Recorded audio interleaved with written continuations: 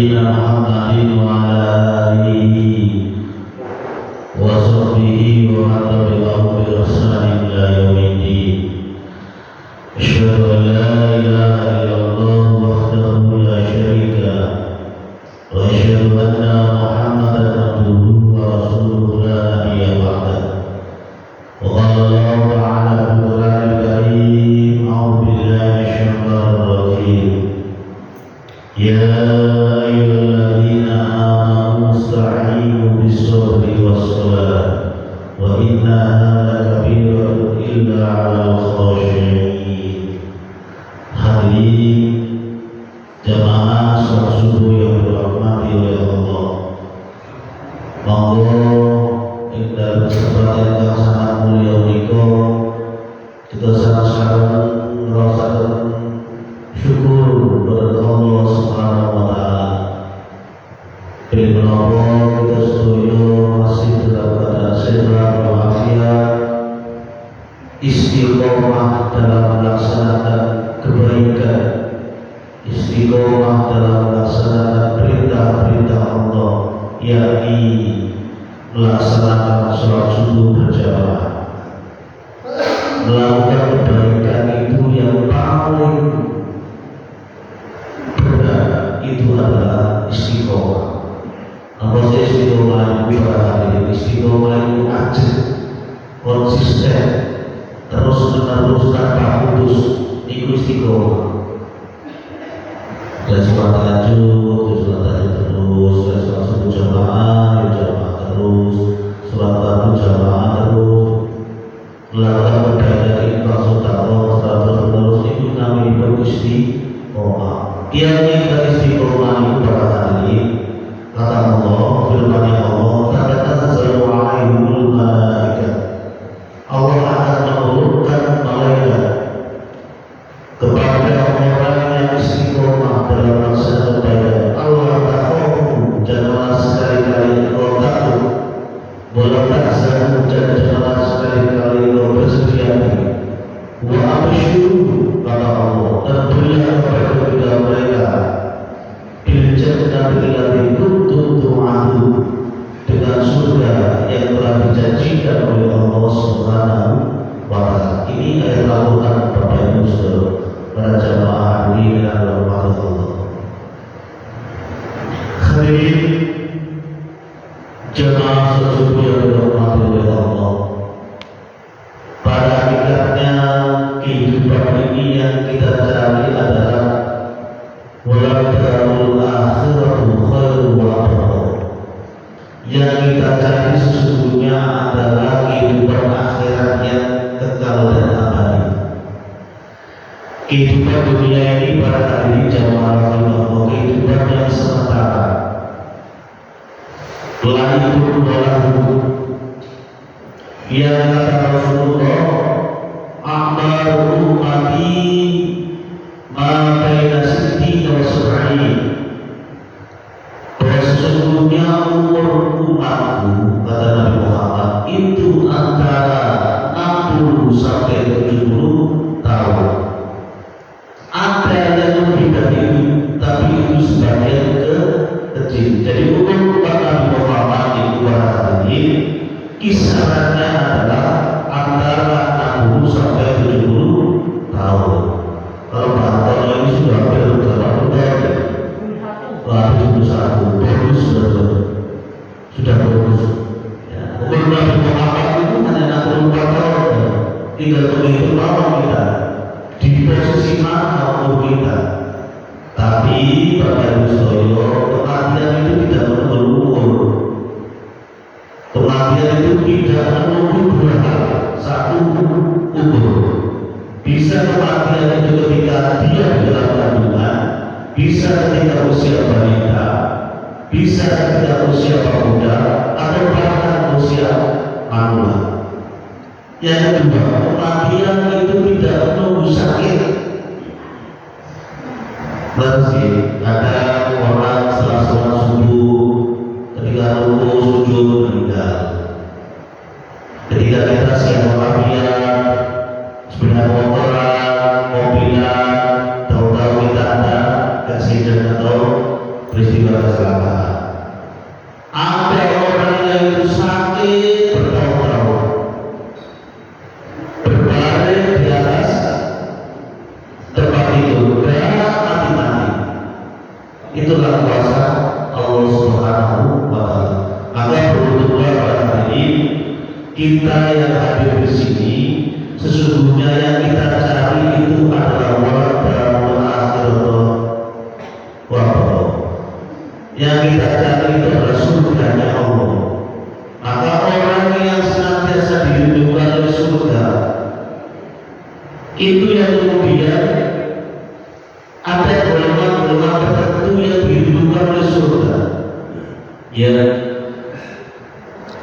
jangankan surga pada hari kita dirindukan oleh anak istri suami kita, apalagi para pemuda dulu yang punya cewek yang cantik katanya dirindukan itu sudah, apalagi ini surga. Kata Rasulullah Sallallahu Alaihi Wasallam, Ibnu Abbas radhiyallahu anhu qala Rasulullah Sallallahu Alaihi Wasallam, al-jannatu mushtaqatu ila arba'in amrin. Surga itu pada hari ini perlindungan kepada empat golongan. Jadi karena tujuan kita hidup ini sesungguhnya menjadi surga Allah, semoga kita yang hadir di sini termasuk salah satu yang dirindukan oleh surga. Siapa saja mereka? Ya Ustaz. Yang pertama adalah ta'lim Quran, yang ingkar gemar mau Al-Quran, yang ingkar gemar mau baca Al-Quran. Alhamdulillah hadiri jamaah Allah, kalau di masjid ini setiap hari Senin dan Rabu tafsir Al-Quran itu adalah salah satu wujud untuk gemar membaca Al-Quran. Kalau belum bisa membaca secara lancar, mari kita belajar kata-kata dan kata terlambat dalam belajar Al-Quran. Setelah kita paham atau lancar secara tampil, maka kewajiban kita adalah mengetahui ayat demi ayat arti di dalam Al-Quran itu.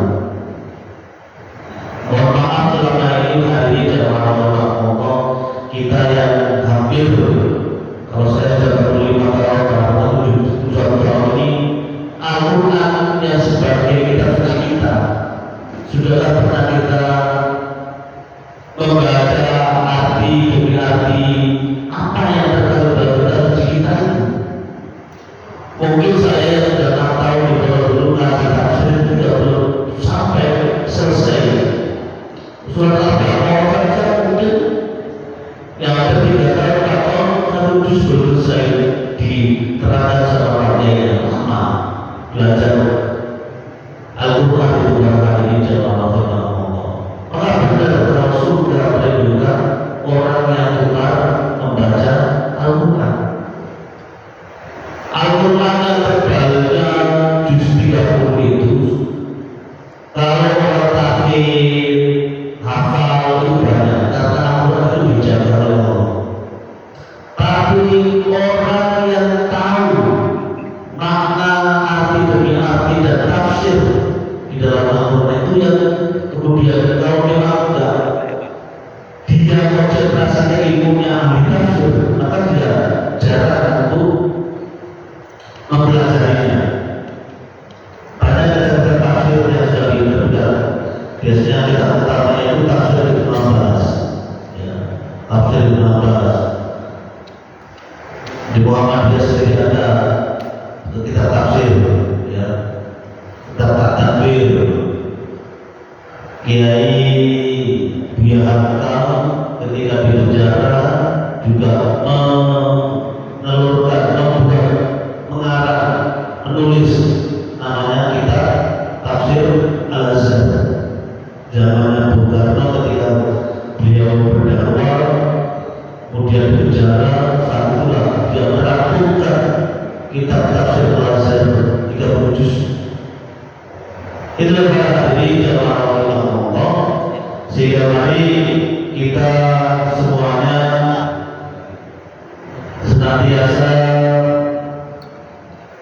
gemar, baik itu membaca maupun belajar Al-Quran, menafsiri ayat demi ayat apa yang terkandung di dalam Al-Quran. Kemudian yang kedua, para hadirin jamaah rahimahullah, orang yang dirindukan oleh surga itu adalah orang hafidul lisan. Tiang ingkang saged jaga lisanipun. Orang yang mampu menjaga pembicaraannya, lisannya, ini penting para hadirin jamaah rahimahullah. Rasulullah SAW mengingatkan kita, maka yu'minu billahi wal yawmil akhir falyaqul khairan aw liyasmut.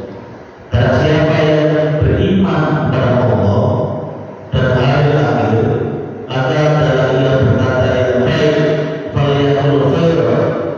Jika kita tidak bisa berkata baik, aw liyasmut, atau hendaklah kalian diam. Itu perintah Rasulullah SAW pada hari ini.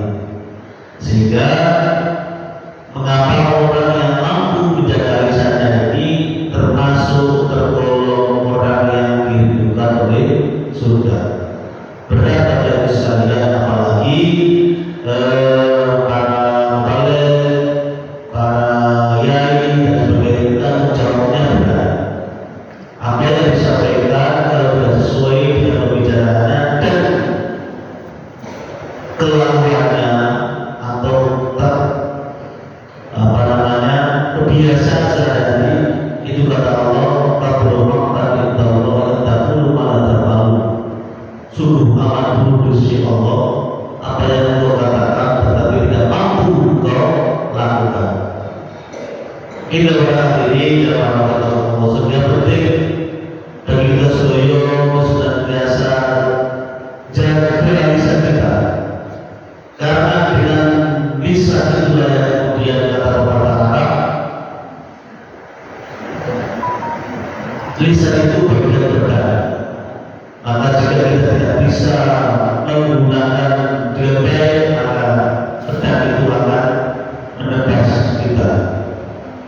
Oleh karena itu pada hari ini jamaah, dengan lisan itu kadang-kadang ya, kadang-kadang guyon dan sebagainya, ini kita berbicara. Kadang apa yang kita bicarakan itu juga perasaan kita itu biasa-biasa saja, tetapi kadang melukai orang lain. Nah, ini perlu dihati-hati.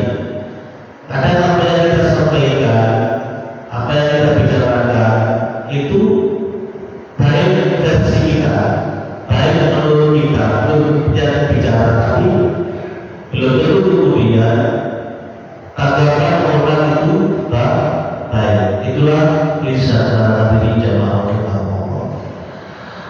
Kemudian yang ketiga para hadirin jamaah rahimahullah, orang yang senantiasa dirindukan oleh surga adalah wahumul jihad, orang yang memberi makan orang yang membutuhkan, orang yang lapar. Dalam hati orang yang gemar berbagi, orang yang senantiasa anfa'uhu linnas, bermanfaat untuk orang lain. Ya, atau Nabi dan solusinya ini boleh bersedia. Mari kita dari kita untuk kita. Ya, yang penting segala sesuatu itu dikomunikasikan, dibicarakan yang baik, ditata yang baik, dihitung yang baik, disampaikan yang baik, perolehannya berapa, pengeluarannya berapa, bila perlu ditempelkan sehingga jamaah tahu, menjadi yakin dan percaya. Karena asas kita itu asas percaya pada sekalian. Ya. Yang terakhir pada sekalian, orang yang dirindukan oleh surga itu adalah wasolihu fi syahri Ramadan, orang yang istiqomah dalam melaksanakan puasa Ramadan. Itu orang yang dirindukan oleh surga. Pada sekalian jamaah tidak terasa sebentar lagi kita puasa Ramadan. 1,5 bulan lagi. Tanggal 1 Maret kita sudah puasa. Berarti tanggal 28 Februari kita sudah melaksanakan Qiyam Ramadan atau sholat tarawih. Dan itu sangat tepat sekali Bapak Ibu sekalian. Sekarang sudah tanggal berapa? 18. Ya, tanggal setengah bulan lebih. Ya.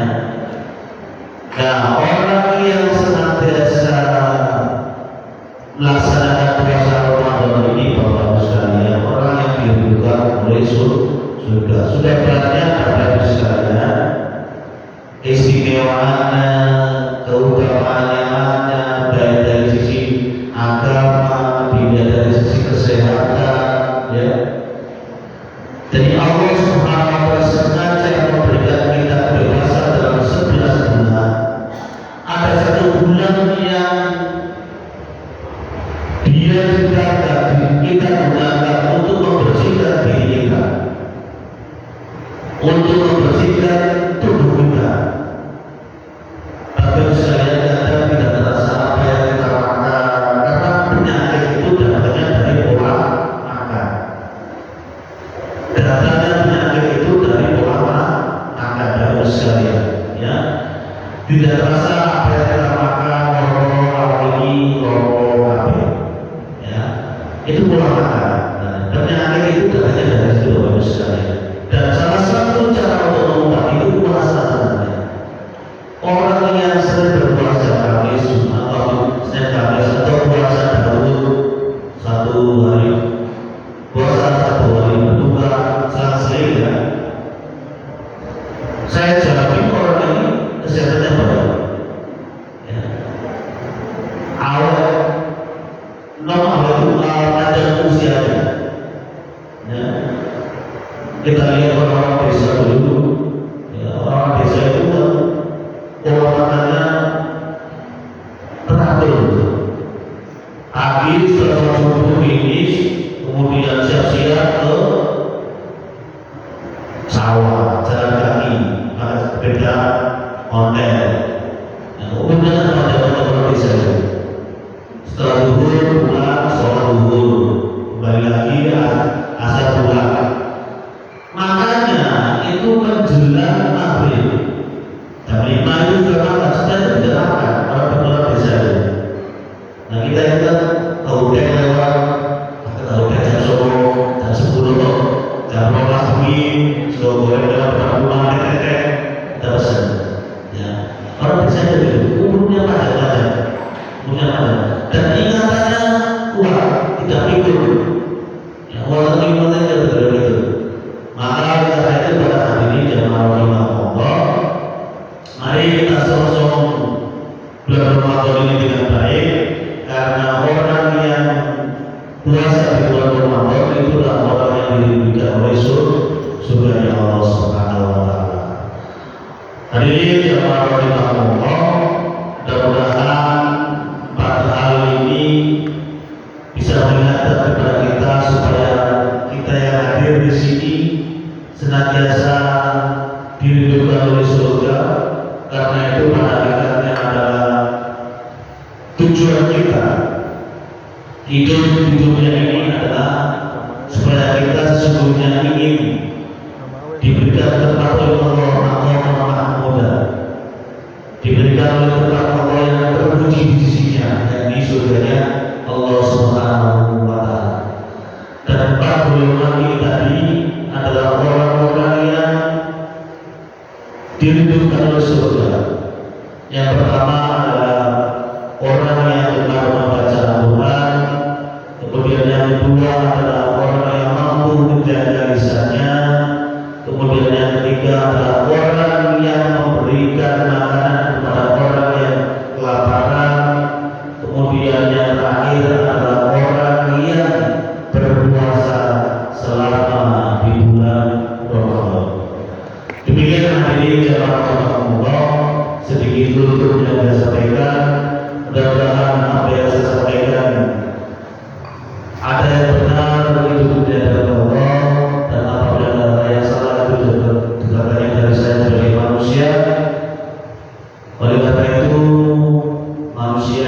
babnya salah dan hilang. Inna linsana makhluk maksudnya manusia itu bukannya salah dan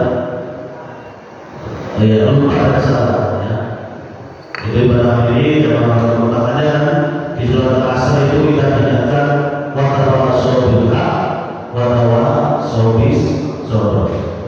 Dan menjawab pertanyaan Pak Adam tadi itu penting ketika kita ada masalah apapun. Ya ayyuhalladzina amanu ista'inu bis-sabri was-salah. Kunci untuk solusi itu hanya dua. Ketika kita ada masalah, ista'inu bis-sabri was-salah, kata Allah.